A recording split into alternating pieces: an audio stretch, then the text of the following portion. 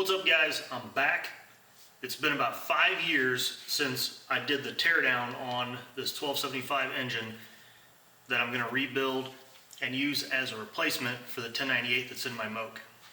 So what happened with this is we went to mini meet last year, and following, at mini meet, people were telling me, man, you're smoking pretty good, and I had one guy stop me one time and ask me about the car, and he goes, is that a two-stroke? And I was like, no. And it didn't dawn on me what he was saying is that it was smoking. So anyway, 1098's shot, and it's time to replace it. And I do want to say that Big Al told me I don't need a 1275 for this Moke. Rest in peace, Big Al, you were definitely missed. He's right, I don't need a 1275, but that's what I got. Okay, so this video is not going to be a how-to video. This video is going to be covering the issues that I run into and my thoughts on some of them. So if you go to do your own engine build, and there's a ton of how-to videos out there already, there's an extent to which a lot of those videos are probably just kind of repeating each other, and it's not really like original thoughts necessarily. I think you'll see a lot of the same themes. There are some experienced YouTubers out there, and for those guys, we appreciate you. We really do. But when you do the build, you're going to run into various issues, and so I'm hoping that this video has some helpful tips for you when you do see those things, if you do. Now, the last video that I did, I got a lot of hate for it. The comments were pretty mixed, and so toward the end of the video, I'm going to go ahead and talk about some of those things. I had half a mind to just delete that video because frankly it was pretty embarrassing. My teardown video is what I'm talking about. But I did record it and I did post it, and part of that was a reference for me to go back and look at, and then I thought the response to it was pretty interesting, so I kind of want to get into that at the end. First thing I had to do was paint the engine block. The engine went down to the machine shop and got worked on almost right away, and I kept it in this bag to keep it protected. I followed a method that I found in another YouTube video of one of these old school engine builders. He recommends to torch off the block to burn off any impurities with like a propane torch. Use Rust-Oleum rusty metal primer, and then Rust-Oleum protective enamel over the top. The beauty of this method is you can get these materials at Home Depot easily and simply brush them on. So I think it came out pretty good. This is the back of the motor, of course, but I mean, it looks decent. I went with this smoke gray color, and it's gonna, be kind of neutral looking, and it'll look all right in the engine bay. We'll see how she looks once I get the cast aluminum parts attached to it. From there, of course, I assembled the long block. I didn't film a lot of that because I had my two sons help me. I had them help me to torque down the crankshaft, and I also had them each assemble one piston and install it. So they got some experience with that. If you guys got kids, please get your kids in the garage. Thing is, YouTube's weird about having minors in your videos, so I just skipped that whole part. And again, this isn't a how-to video. Now, I did spray Cerakote piston coat on the tops of the pistons and Cerakote Micro Slick on the piston skirts. I also put Micro Slick on my cam followers and on the cam. Now, I also thought it would be a good idea to have Micro Slick on my main bearings and my rod bearings and my cam surfaces that mate to the bearings. That was a mistake. When your tolerances are tight, you can't put that stuff in there. I should have known when the instructions said to spray enough on to get about a 2.5 thou thickness. That should have been my clue that it was going to take up about 2.5 thou, which is too much in each of those applications. So we ordered new bearings. Long story short. Okay, so from here, I'm going to go ahead and cut into, basically my tips that I ran into through the process of rebuilding the gearbox and the head and stuff like that. For this build, I am taking a little bit of a chance, and I'm using these I believe they're Chinese rods. They're called max speeding rods. They're like somewhere between $300 and $400, depending on where you buy them from, for a set of them. I will tell you, they seem to fit pretty well. Now that I got the right set, I'll get back to that. But they seem to fit pretty well. They do come with ARP fasteners. And over the regular A+ rods, which I believe come in, I didn't weigh them because I don't have a scale that goes high enough, but the David Vizard book says they weigh about 680 grams. These weigh 485 and some change, like 485.52 or something like that. So, and that's without the fasteners. Of course, you got to factor the fasteners going to be the same, because the other rods have fasteners as well. So I'm not sure if 680 is just the rods or that's rods and fasteners. I assume it's just the rods. So it's a significant weight reduction across the 4 of them, right? So I'm using those, and I'm using the Omega, just the 6.5 cc dish, offset dish. I got them in cast. I went budget. I went with cast pistons, and they're 20 overs. All right, so while we're in here, the sensible thing to do is new Viton seals, new dual springs, I should say, valve springs, and then titanium retainers. Now, these are really cool. They're real lightweight. I weighed them. They're lighter than the steel ones that come stock. These are probably literally just a waste of money, but they look really good, and it's just fun, I guess. So I spent the money on it. I wanted them. You can imagine, I'd be out there driving, and somebody will be like, "Oh man, that car's really fast." I wouldn't think it'd be that fast. I'd be like, "Yeah, it's because you couldn't see my titanium retainers." Okay, that's really unlikely. But anyway, it's fun. So again, this is all just because I got high lift rockers from MED. These dual springs are from MED, and the retainers are from MED. Not sponsored by them. I paid for all this stuff, so it is what it is. But I had this head reconditioned back in 05, which is the main reason I'm changing out these seals, just for good measure, because I think seals last like a couple of years. This thing's just been sitting on the shelf. I never even painted it. It's got this black finish on it, which I'm not really sure what that is, but that was still there after the machine shop would have hot tanked it. So anyway, just a little bit of freshen up, and this thing's gonna be ready to go on.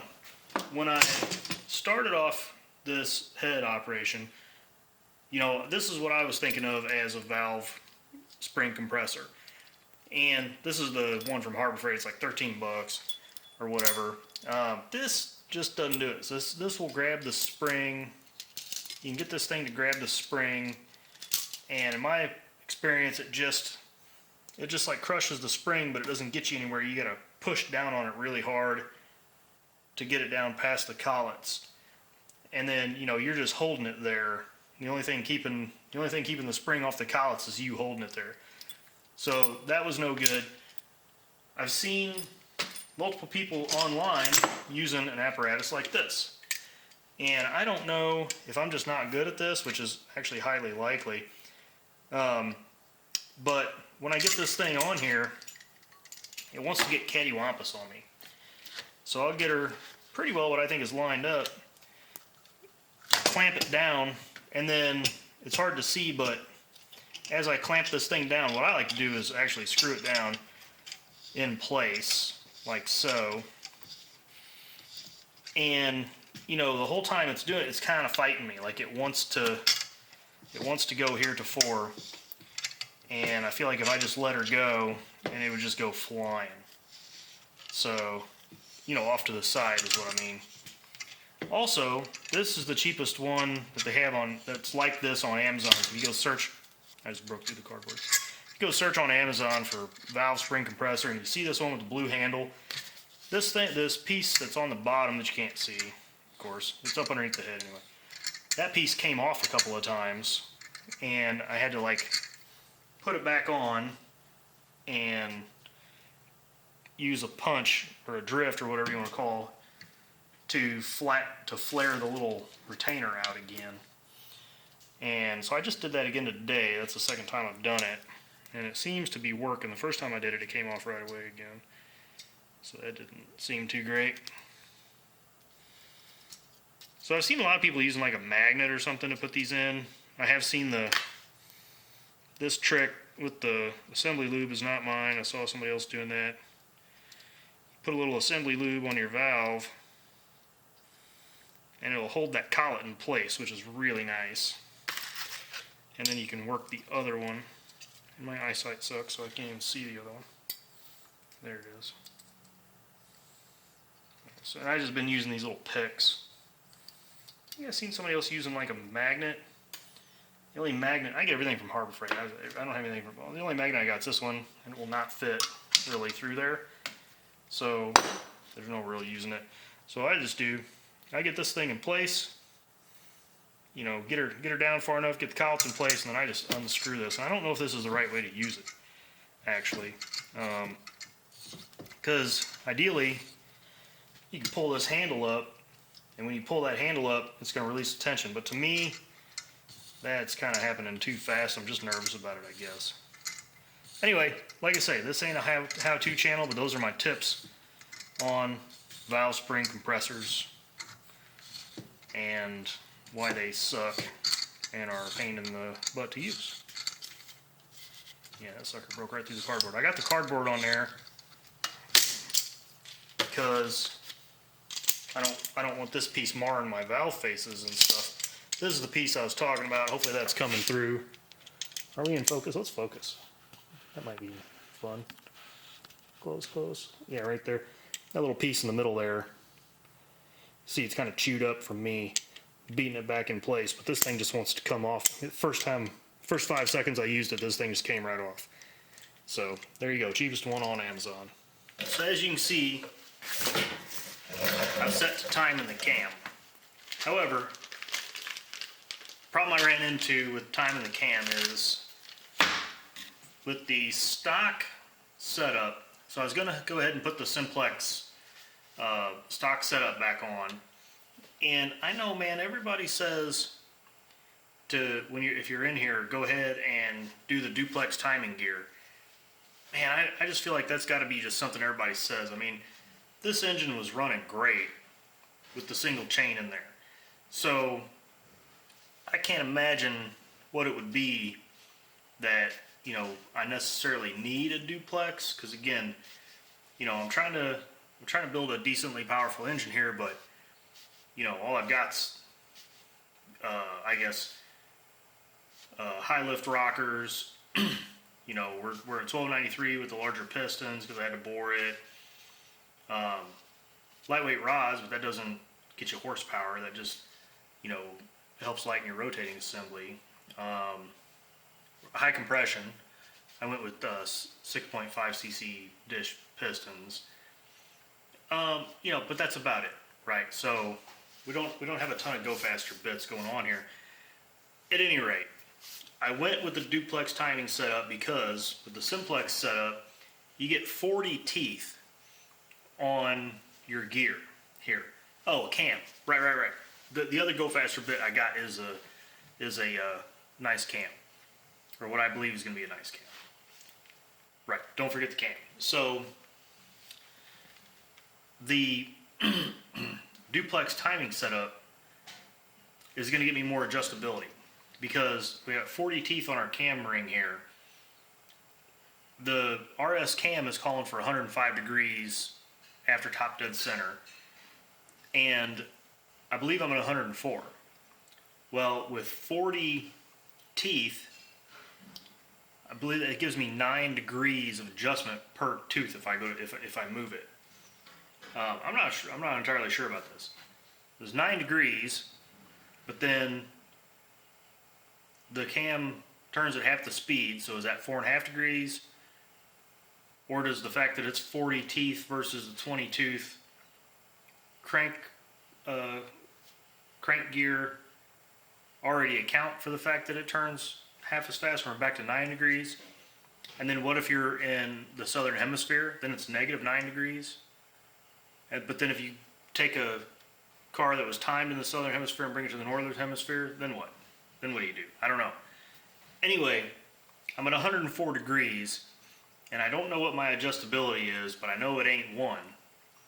And then on top of that, the David Vizard book says that you can get more performance out of most cams if you add 2 degrees to them. So instead of 105 degrees, I go 107. And David Vizard says that generally, that's a good place to start. But then the question is, did the guys who ground the cam read David Vizard's book and they already know that people are going to add 2 degrees and they already account for that? I don't know. How do we know? Anyway, I want to set it to 107. So I got this, again from MED. Just the only reason I got it, not because it's duplex, but it is, but because it's got these little adjusters on it, so I can get a little bit finer adjustment. Alright guys, so we've pretty well got a long block here, and I should have filmed it, and I was just, sometimes you just get in the zone, and you're just jamming, and tearing things up, getting things done. So that's where I ended up, and then afterwards I was like, oh shoot, I need to talk about this.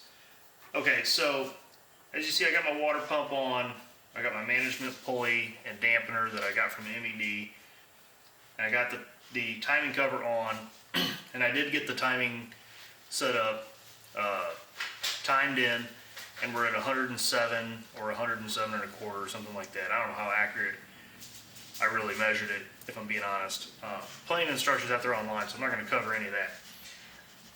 Now, there's been some grumblings about when you get these custom things from these specialist suppliers, they don't come with instructions. And I'm kind of feeling that right now. So, this MED duplex timing setup that I got, it says on the website that, like all duplex gear timing setups, it may require some modification to your timing cover. So I was anticipating that. I didn't know what that was going to be, so we'll cross that bridge when we get there. Did not say what you probably had to do. Like, I didn't find anything. There might be some instructions somewhere that I'm not aware of, but certainly didn't come in the box, and I didn't go digging for it. Anyway, right around the breather on the inside of the cover, and this is where I really regret not filming. On the inside of this is this little piece of steel here that sort of shrouds the opening. So where this thing attaches, there's like obviously a little hole, and this just kind of goes around there in this direction.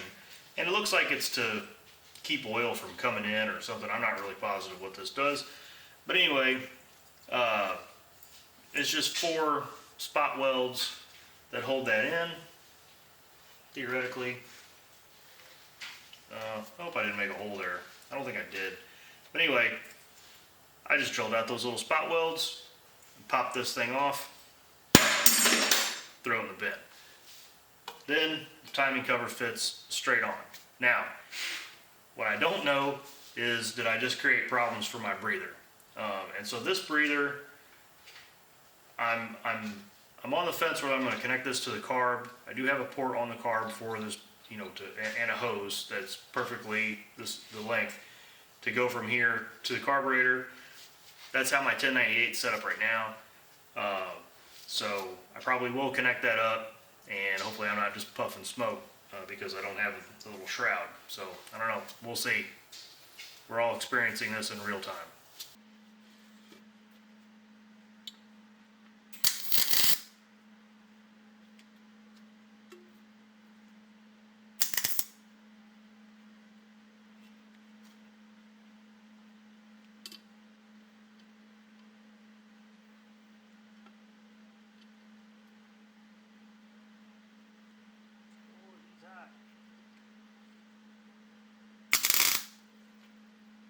Now, theoretically, what we can do is we can use this 1.5 inch socket, put that over there, put this through there, thread it in, Probably should have checked to see how big that thing was. I'm gonna guess 3/4. Oh yeah. The sucker's still hot. Welding jacket's a little extra. Oh, it broke. No, it didn't. Yeah, it did.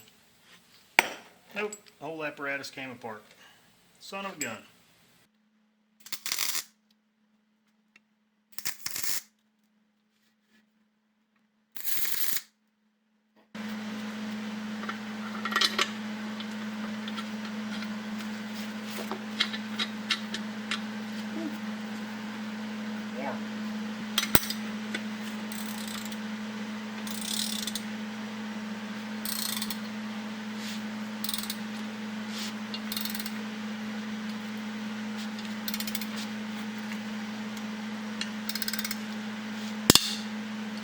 Broke again. Definitely did. Now onto this stupid thing. Idler bearing in the transmission case cover. So my man down at the machine shop told me that if I heat this up and I freeze the bearing itself, he says it'll drop right into place. Well, he works on, you know, a lot of vintage motorcycles and stuff. So the only thing I can figure is that the tolerances in play there are just different, you know what I mean? So this thing, and you gotta force this thing in. I think I'm getting it cattywampus. Oh yeah, it's mega cattywampus. I can't seem to not get it, you know, going in there crooked, so I end up beating on it, and then I beat on the other side, and I've been using, I don't have a bearing tool, so I've been using a socket, Harbor Freight socket that I don't care, just to beat the snot out of it. This is the biggest one in this set, which is 15/16.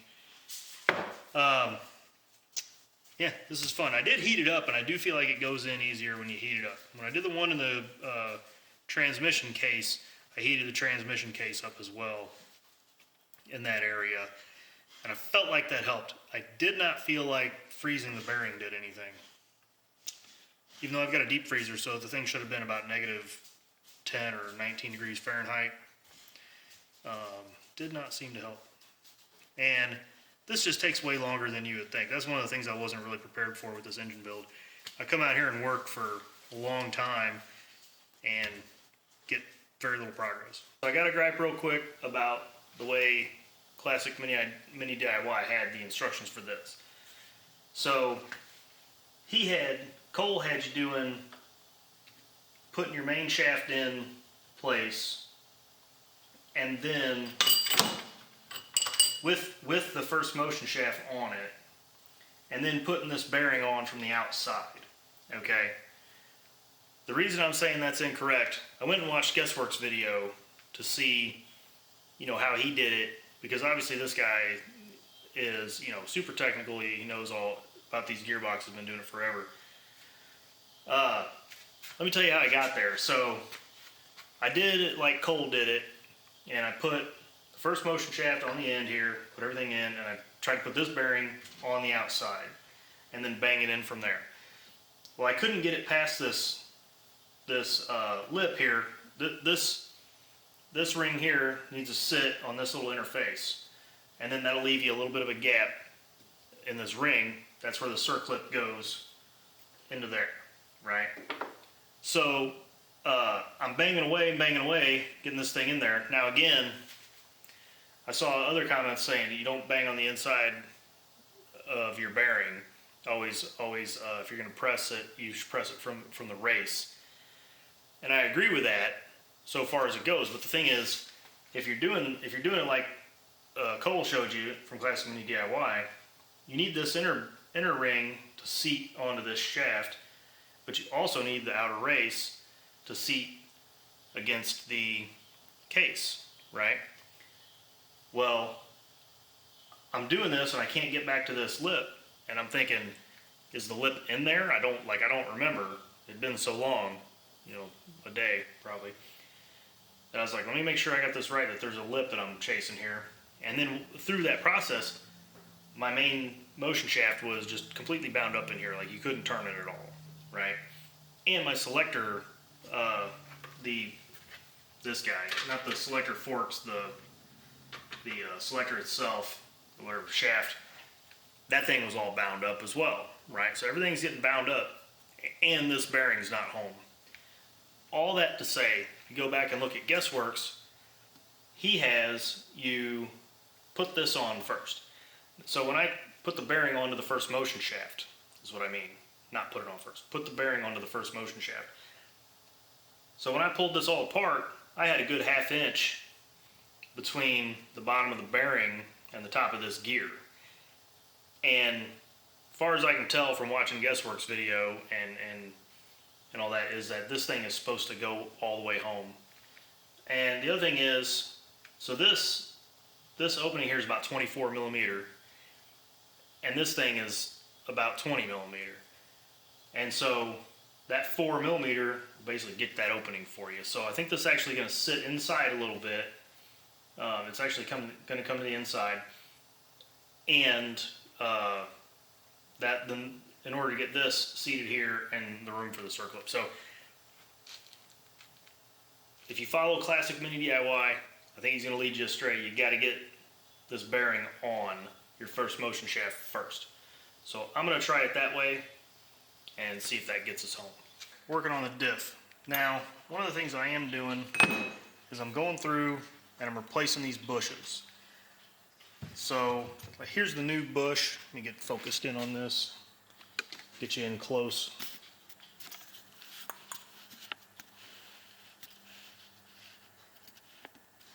Here's the nice new bush.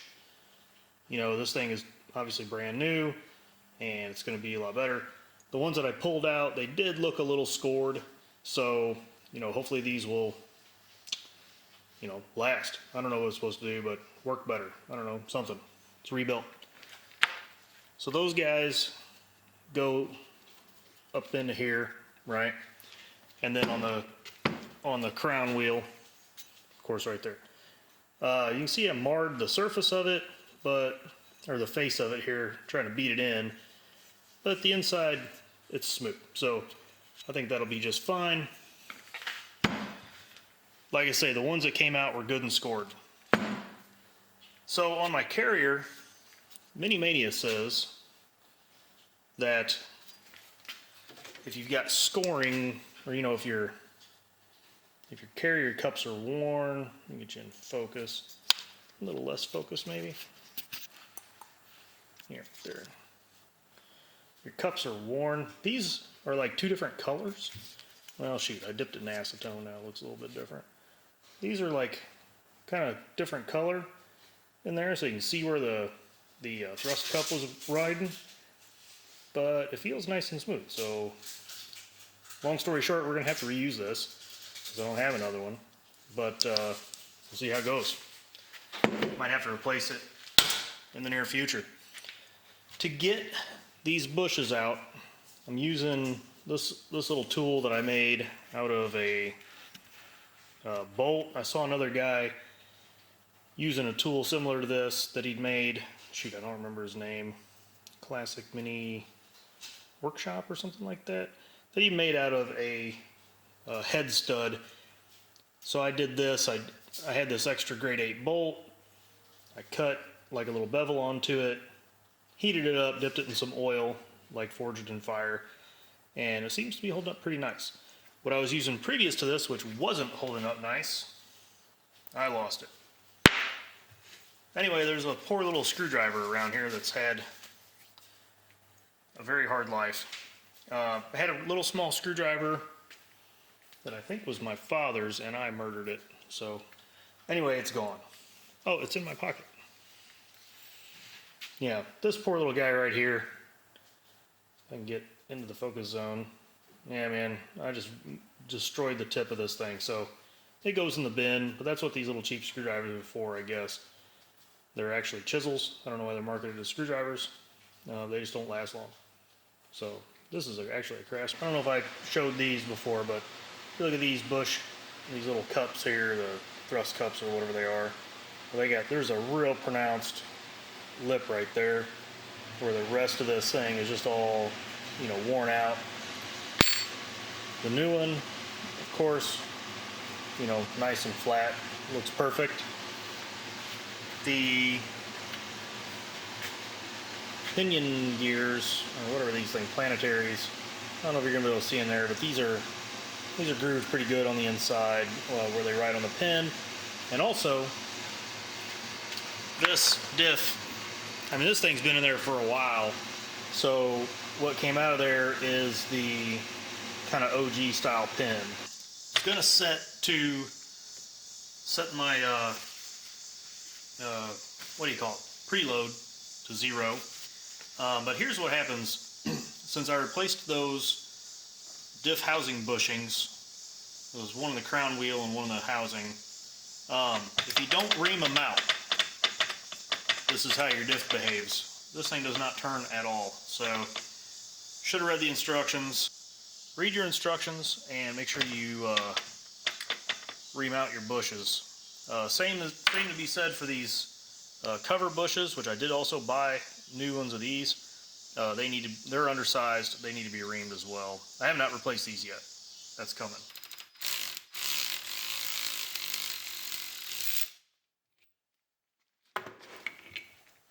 All right. So that came off really nice. These are the new carrier bearings that came in my rebuild kit, and they wanted to stay together. These things are, I mean, they're pretty nice. I went out. I was going to talk about bearing pullers. Yeah, bearing pullers. Real quick, but that went swimmingly. So this bearing puller, I'm sure you guys are familiar with this. It's fiddly. It sucks.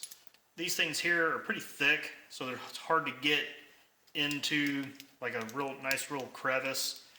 Something that's real tight like this type of bearing. And the reason that came up is because here are my, or what's left of them, the original carrier bearings that came out of this kind of went like this. And this piece was on here, and with it landed completely home, you can't hardly get anything up underneath it because of the way this is tapered, and there's not very much lip there. And particularly on the other side, with the, you know, with this lip here on your crown wheel, you know, it's pretty intense. So what I did was I went out and I got this other bearing puller that I used. So when I did this originally, like I say, this thing just came apart. This little carrier and the outer race just came off, leaving me with this pressed perfectly in place, this inner race. In order to get the inner race off, I did go with this other type of bearing puller, which is this type of apparatus. So you just put this on, you know, clamp these down, and then there's some things that come out here, and it's got the same kind of, you know, threaded deal that'll push down on the center of something and pull it up. So I had a little bit better luck with that.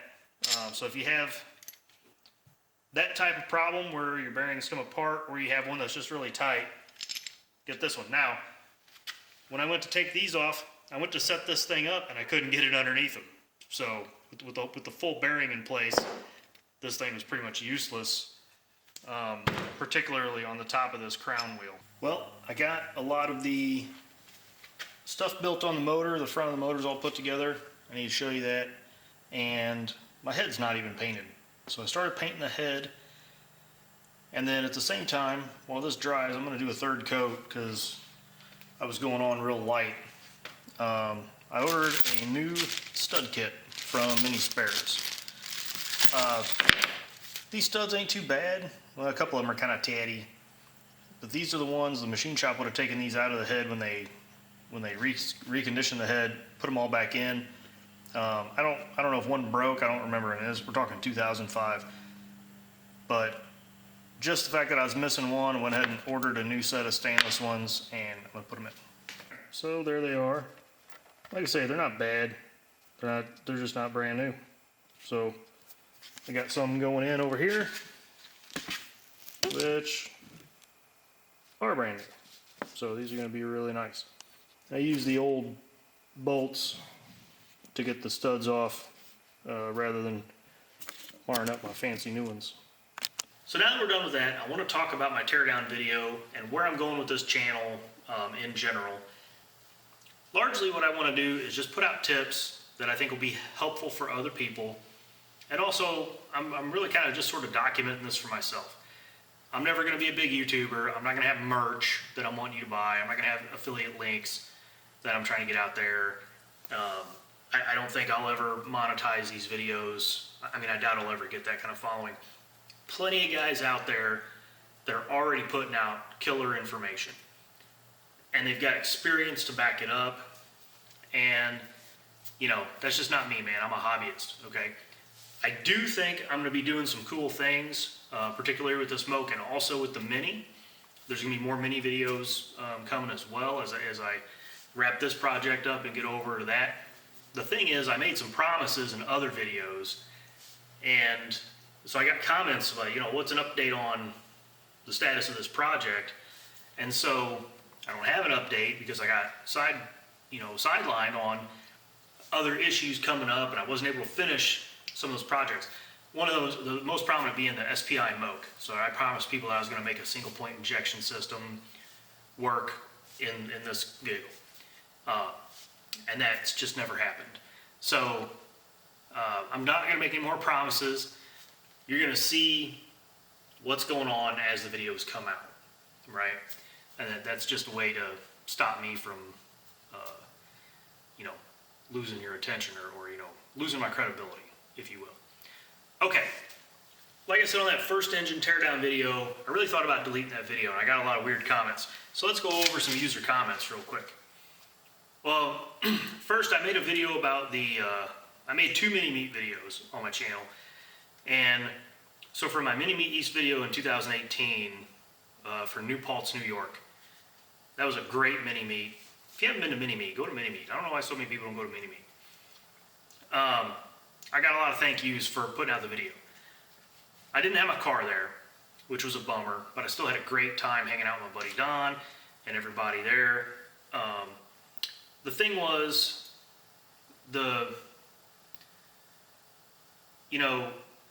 this last mini-meet I went to, I didn't film anything. I took my camera and I was like, we're doing all the events, we're doing everything. I'm not gonna bust my camera out and do that whole thing.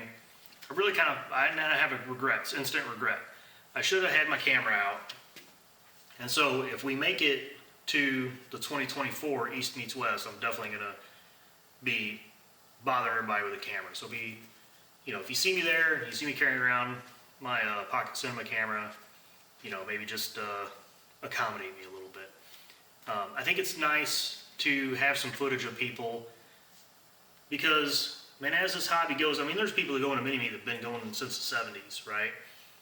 And, figure today forward, there's going to be people that are going to be past, or there's going to be kids that are going to have grown up and all that kind of stuff.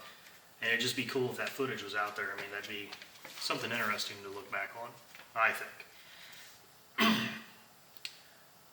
Okay, so my classic mini engine and gearbox teardown the wrong way. That's the video in question. Okay, Ron J says, and I believe this is French, I'm not really sure. He says, Der hat nix in den Armen, weit chai. That's what it says. I believe that's French for what a handsome gentleman. Well, anyway, my response to you, sir, is Ich bin eine große Lilliputaner. Okay, so take that for what it's worth. All right. Joseph Victor says, I am a professional mechanic myself, and through the years I have repaired many, many gearboxes, but I've never seen a gearbox stripped like that and with those tools. Okay, well, you can't say that now, can you? Since you watched the video. So I've been seeing, that's kind of what I wanted to address. Some people say on that video, like, hey, this helped me see the process.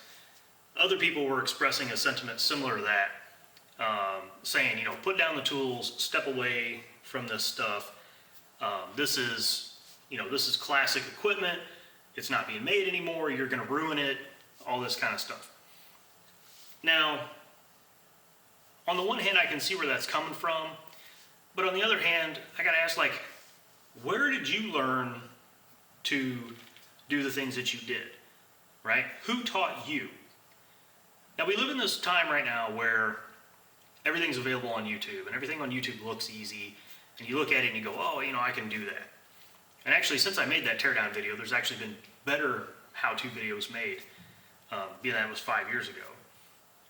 But if that's your sentiment, then I really just hope, however it was that you learned, you're out there in real life, not online, teaching someone your skills.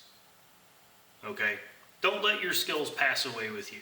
If you got kids, I hope you're teaching them what you know. Now, I didn't get to do any car projects with my father.